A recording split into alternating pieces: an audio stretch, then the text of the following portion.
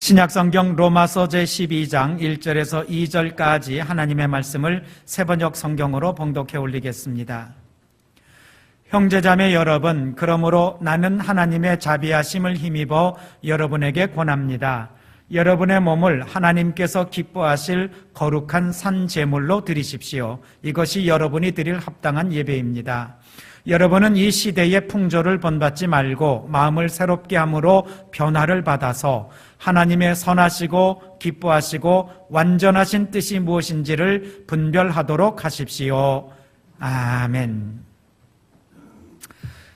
본문을 중심으로 해서 설교를 이렇게 준비하면서 설교 제목을 두 가지로 이렇게 구상을 해봤습니다. 첫 번째는 하나님이 원하시는 것, 두 번째는 하나님은 우리에게 무엇을 원하시나. 이 두 가지 설교 제목을 가지고 고민을 하다가 집사람한테 물어봤습니다. 당신은 어떤 게 듣기에 훨씬 더 편해? 라고 물어봤습니다.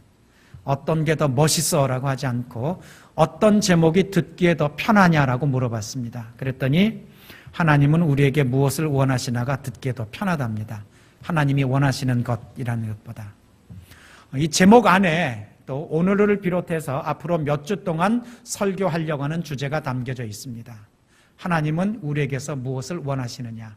다른 말로 바꾸면, 그리고 좀 더 개인적으로 바꾸면은 하나님은 내가 어떻게 살기를 바라시는가? 하나님은 내가 뭐가 되기를 바라시는가? 조금 더 생각을 발전시키면 하나님은 내가 어떻게 되도록 나한테 소질이나 재능이나 관심이나 특기를 주셨을까? 이런 것들이 되게 된다는 거죠. 어떻게 살면 내 인생을 가장 알차게 살 수 있겠을까? 이런 제목과도 맞습니다. 여태까지는 자기 자신의 삶에 대해서 자기 자신이 가장 잘 안다고 생각을 합니다. 나에 대해서 누가 잘 압니까? 내가 잘 알죠, 내 자신이.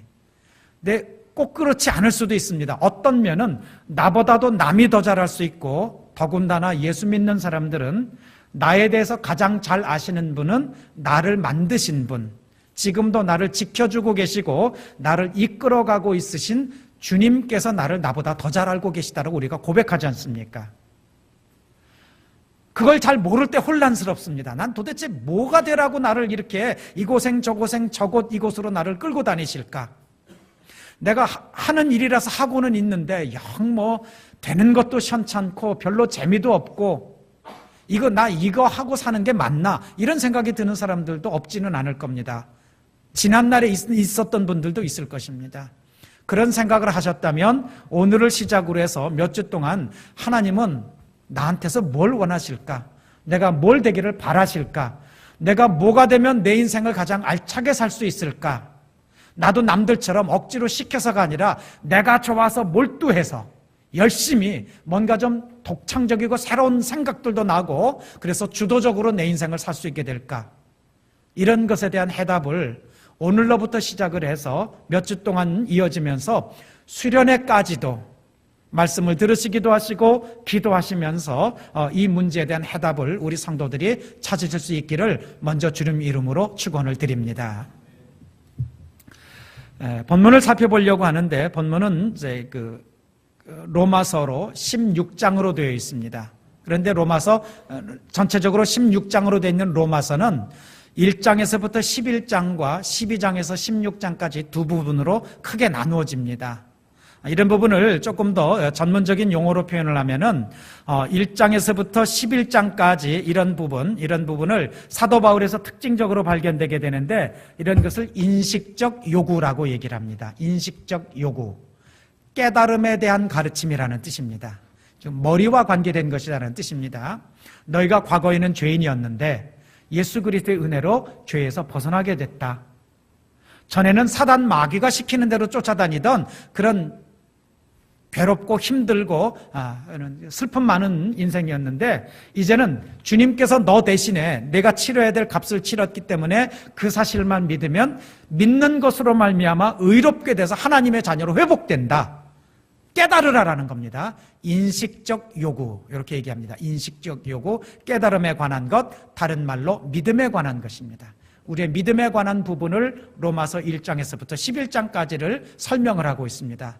그리고 그 후반부 12장에서부터 16장까지는 그렇게 깨달았으면 그렇게 알았으면, 그렇게 믿는다면은 이제는 이렇게 살아라 라는 명령 또는 요구, 그래서 실천적 요구라고 얘기합니다.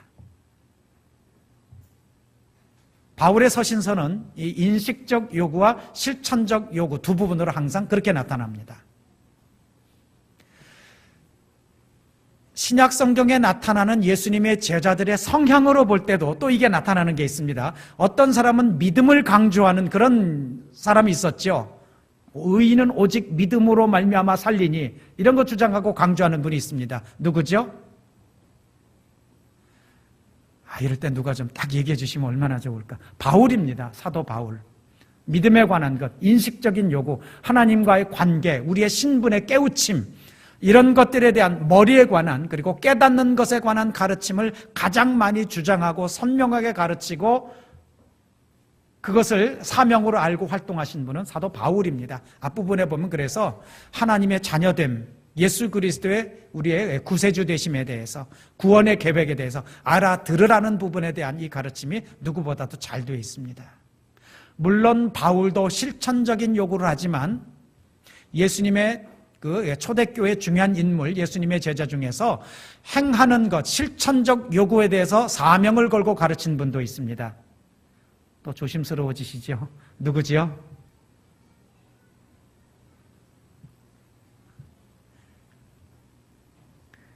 누굽니까?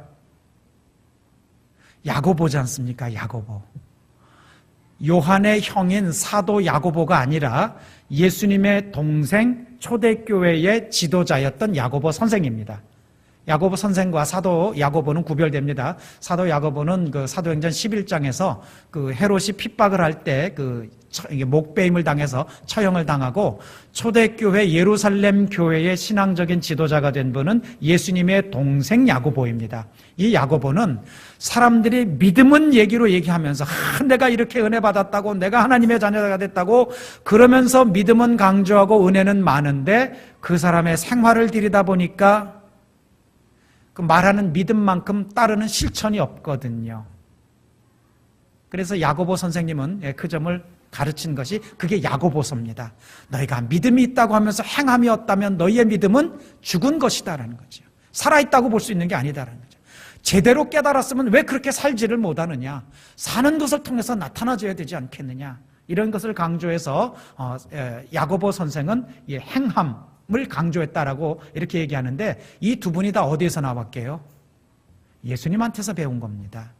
예수님이 그러지 않습니까? 한 부자 청년이 예수님 앞으로 나오죠. 내가 어떻게 해야 선생님, 선한 선생님, 내가 어떻게 해야 영생을 얻겠습니까? 너는 왜 나보고 선하다고 그러냐? 선한 분은 하나님 한 분밖에 계시지 않다. 내가 율법을 어떻게 읽고 어떻게 깨닫느냐? 이러이러게 내가 배웠고 그렇게 깨달았다. 그럼 율법대로 살아라. 그건 제가 어렸을 때부터 다 실천하고 따랐습니다. 그러면 너 가진 거 가난한 사람들한테 나눠주고 나를 따라와라. 그랬더니 그 청년이 어떻게 했다고요? 왜 근심해요? 가진 게 많으니까, 처분해야 될 게 많으니까 근심하고 돌아갔다는 얘기입니다. 앞부분에 대한 것이 율법을 통한 하나님의 명령과 뜻에 대해서 깨닫는 인식적인 요구를 확인했습니다.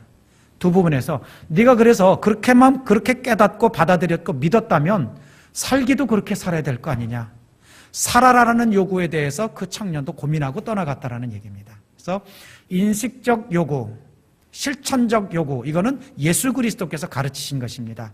그 중에 바울은 먼저 깨달아야 실천을 하든 말든 할 거 아니냐, 깨닫는 쪽에다가 악센트, 포인트를 둔 것이고, 야고보는 자, 깨달았다는 사람은 나 숱하게 봤다. 한국에 몇만 명이요?